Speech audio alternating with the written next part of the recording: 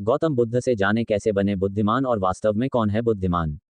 बुद्धिमान इंटेलिजेंट यह ऐसा शब्द है जिसे तारीफ और तंज दोनों की अंदाज में कहा जाता। यदि कोई काम बिगड़ जाता है तो उसे तंज कसते हुए कहा जाता है कि खुद को बुद्धिमान न समझो। वहीं यदि किसी कार्य को सफलतापूर्वक कर दिया जाता है या किसी मुश्किल परिस्थिति का हल निकाल लिया जाता है तो हम कहते हैं बहुत बुद्धिमान है। लेकिन प्रश्न यह है कि वास्तव में बुद्धिमान कौन है और कैसे बना जा सकता है बुद्धिमान। बौद्ध धर्म के संस्थापक महात्मा गौतम बुद्ध के विचार और कहानियों से व्यक्ति को प्रेरणा मिलती है। गौतम बुद्ध के जीवन से जुड़ी ऐसी एक नहीं बल्कि कई कहानियां हैं जिससे कई समस्याओं का हल मिलता है। इन्हीं में एक है बुद्धिमान होने की परिभाषा। बुद्धिमान की परिभाषा और इसका सही अर्थ गौतम बुद्ध के जीवन से जुड़ी एक कहानी पर आधारित है। बुद्धिमान से जुड़ी गौतम बुद्ध की कहानी। एक गांव में एक लड़का था जिसका दिमाग बहुत तेज था। उसकी यह खासियत थी कि वह किसी भी चीज को बहुत ही आसानी और कम समय में सीख लेता था, जबकि उसी चीज को सीखने और समझने के लिए अन्य लोगों को काफी समय लग जाता था। लड़के की यह ख्याति दूर दूर तक फैल गई। सभी लड़के की तारीफ में कहने लगे कि उसके जितना बुद्धिमान कोई नहीं है। लड़का चित्रकारी, मूर्ति बनाना, गीत गाना जैसे अन्य कई चीजों को जानता था। अपनी प्रसिद्धि को बढ़ाने के लिए वह अन्य काम और चीजों को भी सीखने लगा।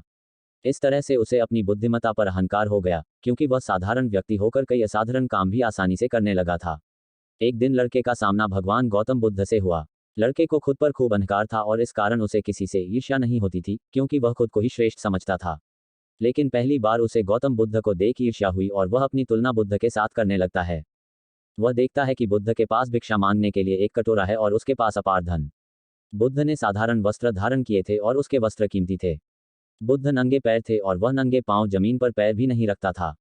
इस तरह से लड़का एक नहीं बल्कि कई चीजों से गौतम बुद्ध के साथ अपनी तुलना करने लगा। हर चीज से तुलना करने के बाद वह मन ही मन सोचता है कि आखिर मैं इस भिक्षु के साथ अपनी तुलना क्यों कर रहा हूं, जबकि इसका और मेरा जीवन बिल्कुल अलग है। वहां मौजूद सभी लोग गौतम बुद्ध का सम्मान कर रहे थे। लड़का सोचने लगा कि आखिर इनमें ऐसा क्या है जो मुझ में नहीं है, जिस कारण मेरे भीतर इनके प्रति ईर्ष्या पैदा हो गई। अपने मन में चल रही जिज्ञासा को शांत करने के लिए वह बुद्ध के पास जाता है। वास्तव में कौन है बुद्धिमान। बुद्ध के पास जाकर वह कहता है, मैं इस गांव का सबसे बुद्धिमान व्यक्ति हूं और आप अपने आसपास जो भी देख रहे हैं मैं वह सब करना जानता हूं। मैं किसी भी कार्य को बहुत कम समय में सीख लेता हूं, इसलिए सभी लोग मेरा सम्मान करते हैं। लेकिन फिर भी आपको देख मेरे भीतर ईर्ष्या पैदा हो गई, इसलिए मैं जानना चाहता हूं कि आपकी उपलब्धि क्या है। सभी आपको इतना आदर सम्मान क्यों दे रहे हैं।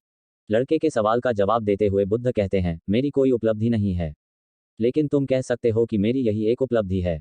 बुद्ध लड़के से पूछते हैं, क्या तुम्हें निंदा अच्छी लगती है। लड़का कहता है कि भला किसे निंदा अच्छी लग सकती है। बुद्ध कहते हैं कि जो तुम्हें अच्छा और बुरा लगता है मैं इनसे भी ऊपर हूं। मुझे ना निंदा सताती है और ना अपनी प्रशंसा से प्रसन्न होता हूं। यही अंतर है तुम में और मुझ में।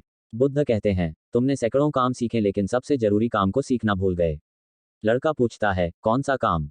बुद्ध ने दिया, बुद्धिमान होने का ज्ञान। बुद्ध कहते हैं कि क्या तुम्हें मन को नियंत्रण करना आता है। ये बात सुनकर लड़का समझ जाता है कि उसे बुद्ध से ईर्ष्या क्यों हुई। बुद्ध कहते हैं, जिसने संपूर्ण जगत जीत लिया लेकिन अपने मन को नहीं जीत पाया उसने कुछ भी नहीं जीता। वहीं जिसने अपने मन को जीता लेकिन अपना सब कुछ गंवा दिया फिर भी उसने सब कुछ जीत लिया। बुद्ध की यह बात सुन लड़के का अहंकार टूट गया। उसने बुद्ध से कहा कि क्या आप मुझे अपने मन को जीतना सिखा सकते हैं। बुद्ध कहते हैं, जरूर, लेकिन इसके लिए मैं तुम्हारी सभी उपलब्धियां छीन लूंगा। लड़का कहता है, मैं तैयार हूं। इसके बाद से ही लड़का ध्यान लगाने लगता है, क्योंकि ध्यान से ही मन को वश में किया जा सकता है।